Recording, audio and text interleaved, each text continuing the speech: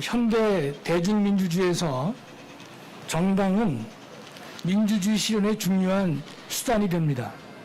또한 정당 없는 민주주의를 생각할 수 없을 정도로 정당은 국민주권 실현에 엄청난 많은 기여를 하고 있습니다. 원래 정당은 이념이나 생각 중심으로 만들어져야 하는데 대한민국의 정당은 정당으로서의 모습이 매우 부족합니다. 대통령이 바뀔 때마다 정권 유지를 위해 정당이 새로이 만들어졌습니다. 또 명칭만 바뀌었을 뿐 내용은 그나물의 그 밥인 형태입니다. 지금의 국민의힘은 문재인 정부의 폭주에 항거하지 못하고 민주당의 대항 세력으로도 미흡하며 자신의 정책으로 국민의 지지를 얻는 것이 아니라 여당의 실정으로 반사 이익만 챙기고 있습니다. 103석의 의석이 결코 작은 의석이 아님에도 매우 무기력하며 국민의 열망에 부응하지 못하고 있습니다.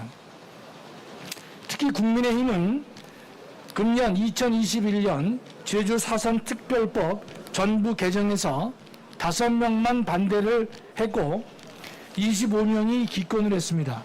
결국은 73명의 의원이 이 법안에 찬성을 했는데 이 법안은 대한민국에 적대하는 남로당 반란 세력에게 특별 재심을 통해서 당시 군법회의에서 사형, 무기징역, 징역 15년, 7년 등의 중형을 선고받은 사람들에게 그 수용자들을 무죄로 만들어주는 그러한 법입니다.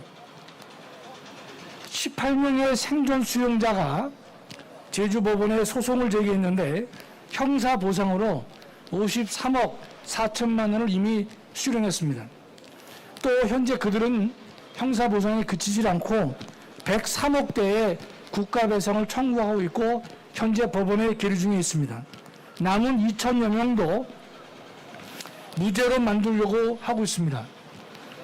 저는 지난번 우리 문재인 대통령께서 2020년과 금년에 제주 4.3 추모사를 하신 것이 있는데 작년 추모사는 먼저 꿈을 꾸었기 때문에 제주도는 처절한 죽음을 경험했다 이렇게 말씀하셨는데 금년 추모사에서는 남로당 적대 세력들을 진압하고 있는 군경을 국가폭력으로 규정을 했습니다.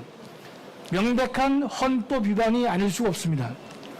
우리 헌법 제66조 2항을 보면 대통령은 국가의 계속성을 유지해야 되고 헌법을 지켜야 될 책무가 있다라고 명시되어 있는데 제주 4.3 사건에 대해서 남로당 무장 세력들을 진압하고 있는 군경을 국가폭력으로 규정했다고 하는 것은 그의 사상적 체계가 근본적으로 위험하다는 사실을 우리가 알 수 있는 것이고 언젠가 이것에 대한 책임을 물을 날이 올 것이다. 저는 이렇게 믿고 있습니다. 또한 문재인 정부는 차별금지법을 통과시키려 하고 있는데 국민의힘은 아무런 자신의 특별한 입장을 내놓고 있지 못하고 현재 진행 중인 국가보안법 폐지 법률안에 대해서도 문재인 정부는 국가보안법을 폐지하려는 노력을 하고 있는데 국민의힘은 이에 대해서 어떤 반응을 제대로 보이고 있지 못합니다.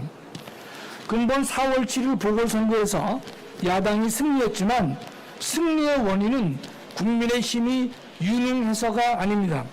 문재인 정부의 무능과 공정과 정의를 위반한 것에 대한 국민의 심판이었고 국민의당과 국민의힘이 연합했기에 좋은 결과를 가져왔다고 저는 믿습니다.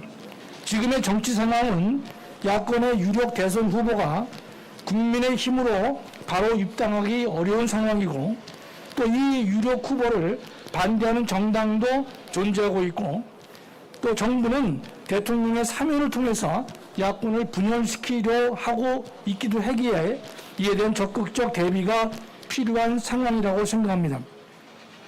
야권 유력 후보에게 힘을 실어주고 국민의힘과 대등한 지위로 협력할 수 있게 하는 터전을 마련해 줄 필요가 있다고 생각합니다. 가칭 국민혁명당의 창립은 야권 분열을 초래하는 것이 아닙니다. 야권 정치의 파이를 키우는 정치 작업이고 내년 대선에서 승리를 목적으로 하는 준비 작업이라고 저는 생각하고 있습니다. 이 국민혁명당은 가칭이지만 문재인 정권의 폭정을 중단시키고 정의와 공정을 회복하며 국가에 대해 채찍을 들어야 한다는 생각에 동조한 사람들이 뭉친 것입니다. 이 정당은 국민의 삶을 더 낫게 만들 것이고 자유, 특히 표현의 자유를 보장하려고 할 것이고 북한 주민의 인권을 보장하며 국가의 안보를 튼튼히 하는 목소리를 내는 정치적 결사가 될 줄로 믿습니다. 감사합니다.